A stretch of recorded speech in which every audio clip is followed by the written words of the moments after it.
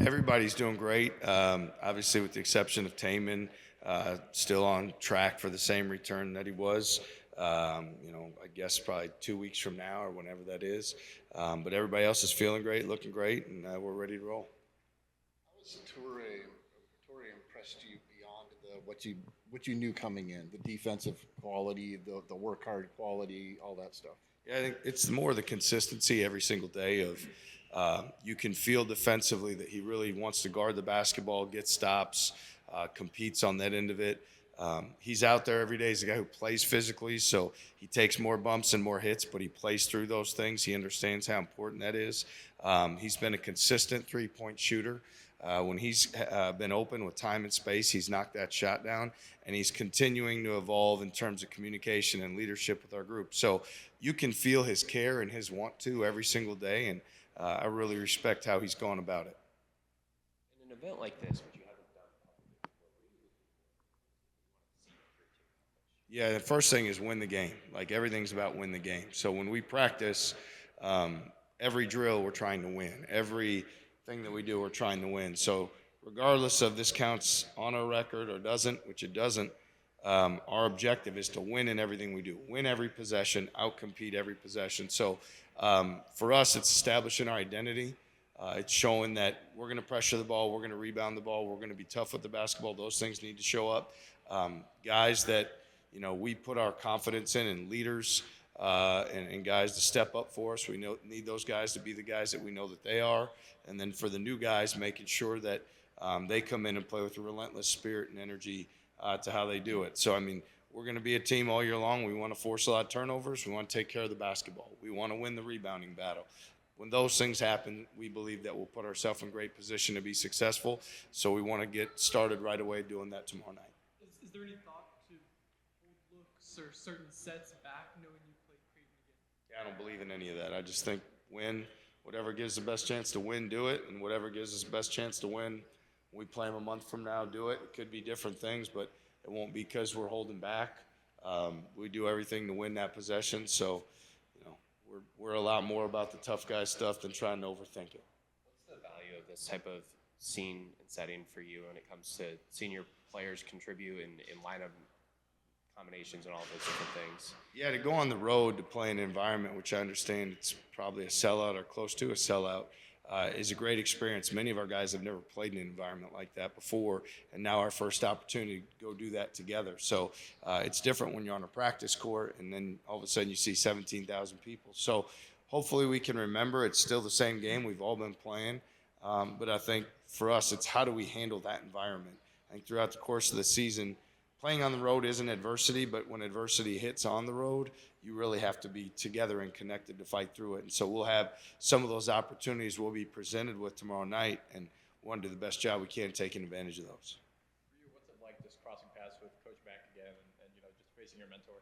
Yeah, tremendous respect for Coach McDermott. Certainly wouldn't even be in this profession if it wasn't for him. There's always got to be someone that gives you that first opportunity. So the gratitude and thankfulness I have to him for giving me the chance to come here in 2006 with him couldn't be greater. We've maintained a great friendship to the present day. So a lot of respect for him, and pulling for them every night they don't play Iowa State.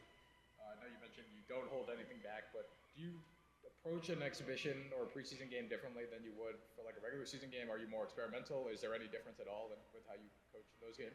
Yeah, we approach it every single practice to win the drill in front of us, to win what's right there, and so we won't approach this any differently. We're not trying combinations. We're not experimenting with things. We're trying to win the next possession. And whatever gives the best chance to win the next possession is what we're going to do, and that's the mindset our guys build and how they practice every single day, so that's never going to change. Can you explain how this might be different than the secret scrimmages that have been going on for years? Well, the thing in the secret scrimmage is obviously there's bits and pieces of information that come out of that maybe leak out, but it's a lot different when everybody sees it. And essentially, we're starting the season 2.5 to 3 weeks sooner, because now what happens is playing time gets determined.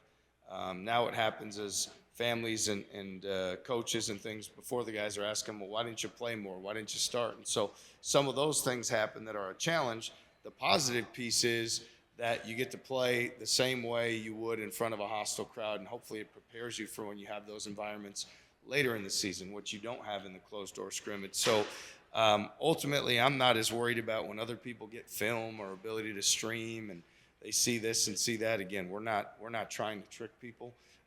We'd be fine if everybody knows all the plays we run and all the defense we run. We just want to do them better and good enough to be successful that next possession. So I think there's different dynamics that come into play because the outside world will start judging what's going on sooner. So it's even more imperative that the young men in our program keep their focus on the most important thing, which is, what's right in front of them, that next thing, that next possession, that next practice, whatever's up in front. You spoke a lot about your 3 other freshmen, but what's your vision for Xavier Mitchell this year, and what have you seen from him so far? Xavier, when we recruited him, we knew what a terrific scorer he was, somebody that could make plays, make shots. He's always been an effective rebounder. For me right now, the biggest challenge for him is to be a consistent guy every single day, be dependable, be someone we can count on every single day with his actions and how he goes about doing those things. And so that's something he's still working on. I have tremendous confidence in him and who he is as a young man and as a player. He has to have a tremendous commitment to the consistency of every single day and being at his very best in everything that he does. And I believe for him that when he's able to establish and do that, then the basketball will come around for him. I found it interesting when you mentioned Nate Heise on Media Day and just the talks you had a few times in the summer just about where he's at and saying he's at the top of the list in terms of his habits. Now, what do you think, what's the challenge of a guy who's been playing as long as he is to exhibit that, what you say is at the top of the list? Yeah. People that have done this for longer, right? And so Nate's in his 6th year. Some could say he's kind of over practice or this is kind of whatever. Where Nate has been really good this fall and as we've moved forward is understanding how grateful and thankful you should be to have this year. We don't know what's next or what could come later, and we don't care. But he's been fortunate that he has this other year because of medical red shirt and things along the COVID year and things along those lines that give him this extra opportunity. And so he needs to make the most of that opportunity, not just on game night, but in our stretch before practice and the communication before and how he pulls his vehicle into the building and how he does everything. And if you do all of those things with gratitude and intent and understand how important they are, and you really look at it and say, man, I only have so many more opportunities to put this jersey on. I only have so many more opportunities to play with my brothers. I only have so many more opportunities to be at Hilton Coliseum or playing these games with this magnitude. And so I think when you really look at it, this is going to be the most fun it's ever going to be. I know there's guys on our team with aspirations to play at the next level, and that's great. Everybody that I talked to that plays at the next level said these are the most fun times. These are the best times. These are the times you're most connected to your fan base, your teammates, and you have the most fun. So, man, what I want for Nate Heise is to have the most fun senior year. I want everybody to be able to look at Nate Heise and say, that guy is having so much fun out there playing basketball. He has a smile on his face, his competitive spirit, his energy with his teammates. Nobody maximized having fun that last year like Nate Heise did. That's what I want for him. You talked about Coach McDermott a little bit earlier. He's notorious for having a really successful coaching tree. What do you think is his ability to kind of develop coaches around him at such a high level? The first thing I think for Coach is he recognizes talented coaches that have the attributes he's looking to add to his staff. Beyond that, he does a great job empowering the coaches on his staff to make decisions, recruiting, practicing, in-game coaching, and those sort of things, which is a big part of development. Just like players want to develop, coaches want to develop, and Coach McDermott has done as well as anybody at developing coaches throughout the country and putting guys in position to be successful. And then I think it's also that he continues to be there for those guys. So when they become head coaches, it's not just a, hey, have a nice life, thanks for what you did while you were here. It's a continued communication and a bond that he continues to share. So it's something that even though, we want to do everything we can to win this game and they want to do the same, there'll be an opportunity to continue to help each other, share information to make yourself better. And that's one thing Coach has really been great for me. We have Killyan, Nate, Milan, Joshua, and Blake. How different is it scouting Creighton this year compared to years past?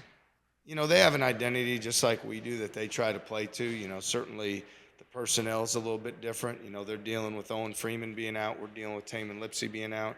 And then we'll see from there. But, you know, they're gonna push it in transition. They're gonna get it up the court. They're gonna keep the ball on the move. They're gonna play with great pace offensively. Those things stay the same. You know, some of the personnel changes and is different, but they've always been a team that takes tremendous pride in how they do that offensively. They've taken tremendous pride in being a team that shoots more free throws or attempts more free throws, than or makes more free throws than what their opponent attempts. They've been a team, they want to try to get you to take a lot of mid-range, pull-up, floater, in-between shots, shots that are not analytically sound. So they really have a way and a system of doing things, and regardless who the players have been, that's been a trademark of Creighton basketball since Coach McDermott's been there.